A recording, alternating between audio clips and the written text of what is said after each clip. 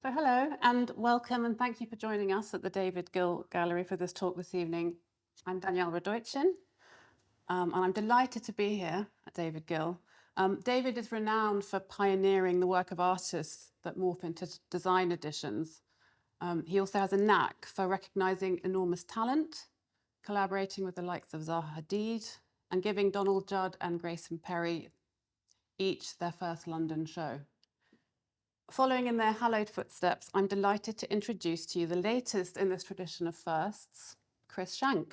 Chris is exhibiting a show of 13 works, 10 of which are entirely new, created this year as part of a new and exciting partnership with the David Gill Gallery. The show is in situ until November and is called Panspermia. Chris was born in Pittsburgh and then grew up in Dallas, Texas. He studied fine art at the School of Visual Arts in New York. While studying for an MFA in sculpture at Cranbrook, he switched to furniture design. He set up his studio in Detroit in 2011, first working out of his home and then moving to a commercial space nearby where he continues to work with his team today. Chris's undeniable talent has seen his star continue to rise. He had his first solo museum show at the Dallas Museum of Art in 2021. The following year, he had a retrospective at the Museum of Art and Design in New York. And this was followed in 2023 by being included in the exhibition Mirror Mirror at Chatsworth House here in the UK. The exhibition here at David Gill is his first solo show in the UK. The aim of it, he says, is to push both form and process to a new sense of resolution. Welcome, Chris. Thanks. Thank you very much. So having seen your work, which feels so otherworldly to me, I was surprised when you told me that the foundations of your inspiration in design are rooted in the rustic furniture of the American pioneers. You mentioned longhorn chandeliers, the Adirondack chair, solid, functional objects that evoke the qualities of resourcefulness and resilience. Can you tell us a bit more about how your upbringing in Dallas informed your early inspirations? Okay, yes, I did. I grew up in Dallas, Texas, and what we say in Texas is you can take the man out of Texas, but you can't take the Texas out of the man. So it's always been sort of there. That's the sort of rustic connection she's talking about. So that tradition carries on in the American South. So, but if you look at early 1900s American rustic design, right? So if you picture things that are made out of animal bones, tree roots, limbs, and even bark, and put together rather elegantly too. That's something I've always admired and liked, and that I've seen a continuity of very similar sensibilities up until where I live now in Detroit, Michigan, which is a very different community, but the community there is masterful at sort of collecting and gathering materials from that area, from that urban area, and creating very useful things. Like the difference being that a good part of those things are like post-industrial waste, not just natural bits. And did you come from a family that was interested in art? Not exactly. I mean, my mother's inherently gifted. She was always a art mentor to me at home. She taught me a lot. She was sensitive to those things. So I had somebody to talk to, I think, about that when I was very young. And then when I got a bit older, Texas offered me a arts magnet school for the visual arts. So I was able to go somewhere. There I found real professional mentors. Yeah, so New York, which is where you first went to study, and that's certainly a city known also for its resilience. But ultimately, you found your true calling when you went to Cranbrook Academy of Arts in Michigan. You said you changed from being interested in sculpture to becoming interested in sculpture you can touch. So what sparked that evolution in thinking? A BFA in sculpture in New York. I actually moved to London to get a master's in fine arts, and I dropped out before the first semester, and realizing that something was off. I became more and more interested in design, but I wanted to be of some use. I don't know. I thought I could do something more useful, and I thought design was useful.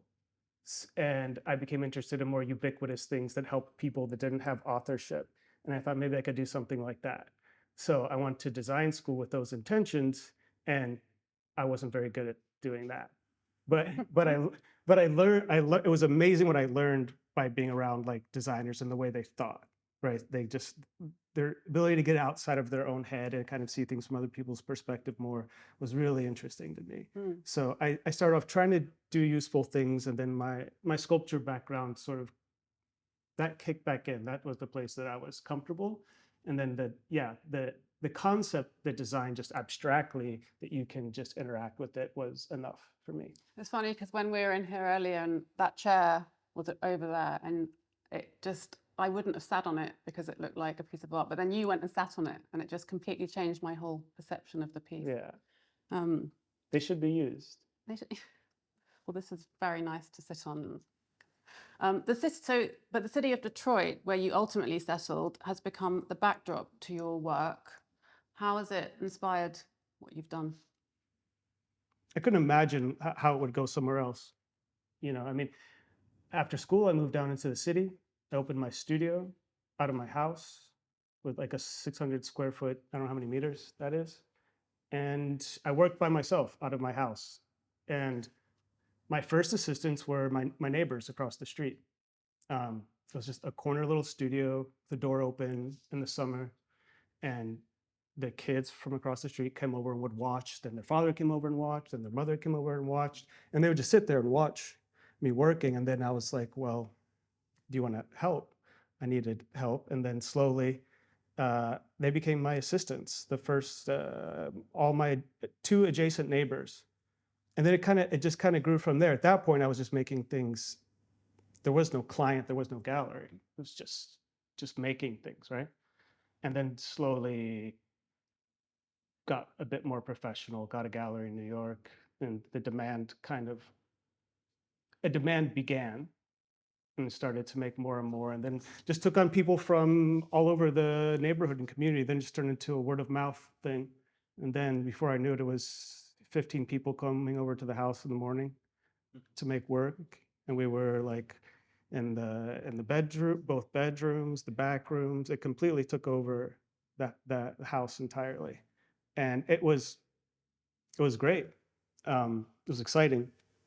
But it was extremely intimate in that setting. And Detroit is a different, very different vibe that I was used to, say, coming from New York. People there are warmer in Detroit, let's say.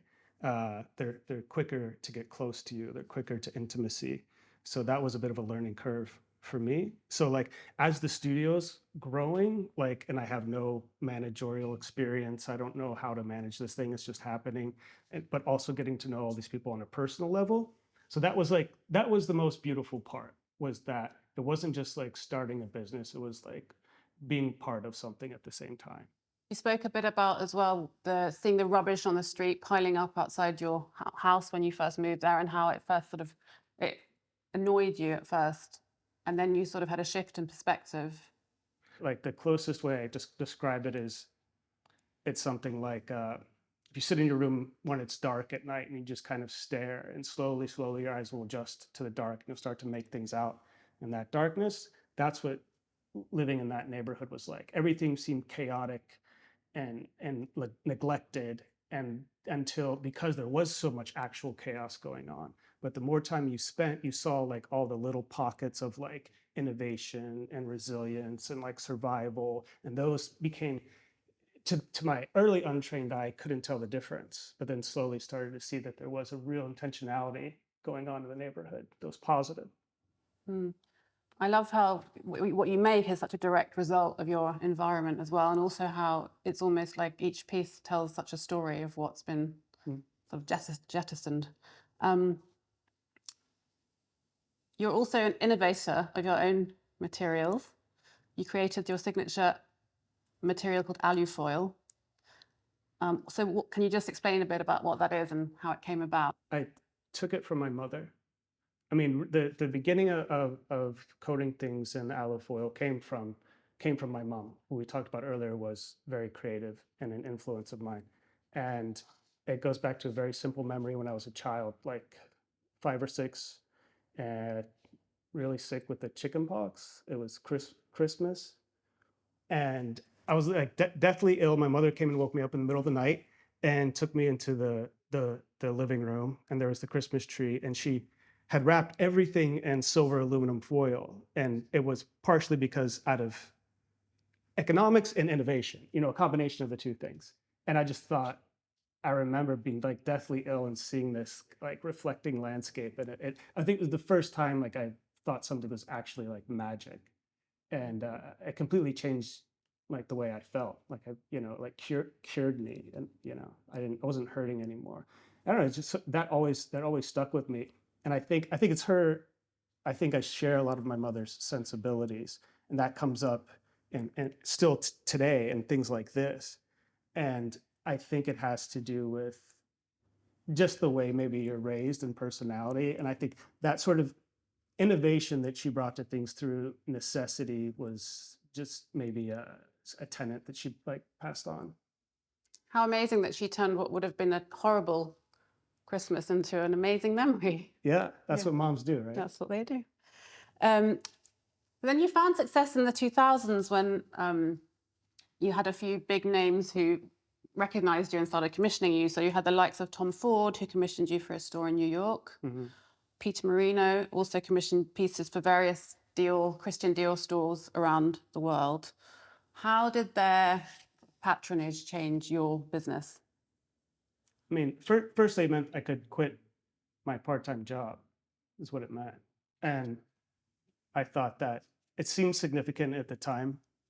It was significant at the time because I thought my studio was getting more serious, or it was, we could take on some serious projects.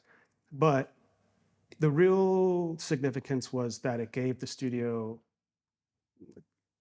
repeat business.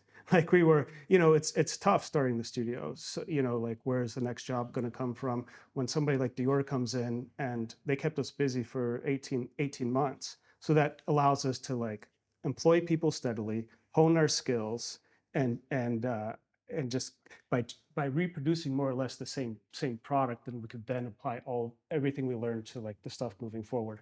And it gave us the financial stability to move out of the house and into the studio we are now, which is a proper commercial space. So it was not so much like the cachet of working for them, but it gave us the stability to do something that was significant. Yeah. Was it a bench you were making for Benches, Dior? Yeah. And as well as that, I know you're a great admirer of craftspeople. You spent time with the master basket weaver Joe Hogan. And you were fascinated by his use of materials. How do you see yourself fitting into this canon of craftspeople? Joe Hogan that you mentioned is an amazing craftsman in Ireland who, if you don't know, has beautiful, beautiful baskets, and tradition that he's kind of kept alive. In Ireland, from like village to village, the techniques would change, a little bit, and he would master all of these techniques, and he would also weave in sort of speaking of rustic, animal bone and old woods coming out of the bog. Brilliant work. But I spent time with him, and I was asking him lots of questions, like nonstop for a day. And then he stopped me and he asked me one question, and he said, "Chris, how do you relate to the material in your environment?" And I didn't have an answer for him, but I knew it was a brilliant question, or I knew that it was something that I really needed to answer that question. So I considered Joe a mentor, and this exhibition is an exploration into that question. It's like trying to figure out what that question means to me where I live. So that meant going home and looking at the environment and where I live with a different lens. And I made the initial mistake, I think, of looking for something positive or something rewarding. Right, I overlooked that all the detritus, all the things collected on the corners, the little bit of chaos was actually symbolic of something much bigger going on, like a narrative happening in the neighborhood, and that could be very speculating. If you saw like a group of furniture on the corner in front of a house with clothes and shoes and roller skates, you could think, well, maybe they're making room for like new and better things, maybe there's upward mobility in that home, or they're throwing everything out and they have to move because they're evicted, which is also quite common in my neighborhood. It could go either way, right? So that kind of tension in like all those objects started to seem kind I don't know, a bit more profound than just garbage on the corner. And so like going back to the rustic way of working, then just those became I see those as the materials that are readily available, that are symbolic of the area. And the more the work takes on the characteristics of the neighborhood, the closer it is to that story. I wanted to talk a bit about process as well. Maybe how you involve your studio, your team, how they are all involved. I mean, yeah, okay, that part's kind of interesting to me. And that because, well, most of the studio is untrained artists. The entire process was growing collectively. I had the initial ideas, of course, and how process should work, and you know, making the big decisions about form and content, but process was constantly evolving daily. My practice is rooting and drawing. I mean, that's how I start to come up with stuff, and I do lots of sketches. And once I feel like I have something to a point that I could at least communicate it to a group of people, to the staff, then I'll bring it in and present it to them, show them what it is, tell them a little about what I'm thinking about it, and get their reaction, because it's then their job to kind of reverse engineer this piece based off of a concept drawing, which they're very good at. So let's talk about this show called panspermia, which I had to Google. The panspermia hypothesis states that the seeds of life exist all over the universe and can be propagated through space from one location to another. For millennia, this idea has been a topic of philosophical debate. Why did you want to call your show panspermia? So that's the proper definition, like the scientific hypothesis. I adopt panspermia to mean more like something or someone who can sort of exist in very difficult conditions, not just exist, but possibly thrive in those conditions. I think that's where the sort of fusing the sort of past and the present together happens, right? So we have a real appreciation for, like, example, the historic way of rustic or pioneer furniture was made, right? But we also sort of want to engage it in the present and make it new and make it fresh and have new possibilities. Do you have a favorite piece? It's a cast bronze chair. My favorite piece. My favorite piece because I had a lot of creative freedom with it, and because I'm able to do it myself. So, the realities of running the studio is that there's 7 people working there doing all types of things, and it's impossible for me to make the things by myself. I get to take a scale that I can reasonably handle and get to do it myself, and that's the best part of the day, for sure. There's a lot to think about. I think everyone else is going to find it incredibly fascinating as well. So thank you so much, Chris. There's been mistakes over the years that have led to innovation, because if you're not flexible, if you're very rigid in your process, it's never going to go your way.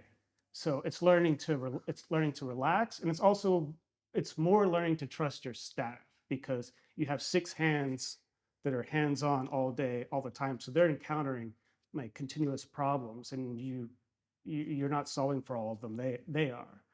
So it's stepping back and letting them do their thing and figure out the solutions, and then coming to you and tell you. I think possibly like any sort of managerial role, right? You have to give people room to figure the things out, and then they contribute to the body of knowledge. You don't go around, you focus on the concepts, the big picture.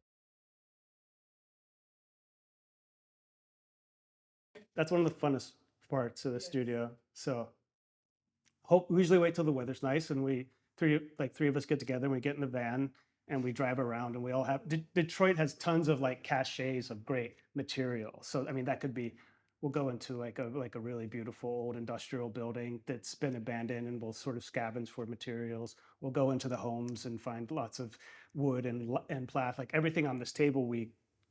The top, that's the collage is made from woods that we gathered from like around the studio neighborhood. And everyone goes out and just people have like secret spots. There's a very sort of flexible vine. Like this is all real woods, and we need like a very flexible vine, and the one guy knows where to get it from this one particular tree, and it's like that's his. So everyone can kind of, and then if people are just driving into the studio on the way to work and they see something, they pick it up on the side of the road, throw it in the back of the car, and they bring it in. And then we have just big bins, and we just throw them in, and then we just collect a bunch of crap. And then when it's time to like to go to really make something, we just kind of dump it all out on the floor, and so you can see everything at once. And so when you're working, you can just go and grab and try. Yeah. I think when I had just graduated from school, Cranbrook Academy of Art, I had made one piece when I was a student, and it didn't. I thought it had potential, but it didn't. It wasn't greeted like with like positive reaction. People didn't like it, except one of my mentors at the school, who was the head of the photography program. Her name was Liz Cohen. So she came and commissioned the first piece. So that was significant for me. So it was $3,000 for like a 4x8 studio desk. It was massive. And it was the fact that somebody believed enough in the body of work to say, I want you to make me one. And that was enough. Yeah.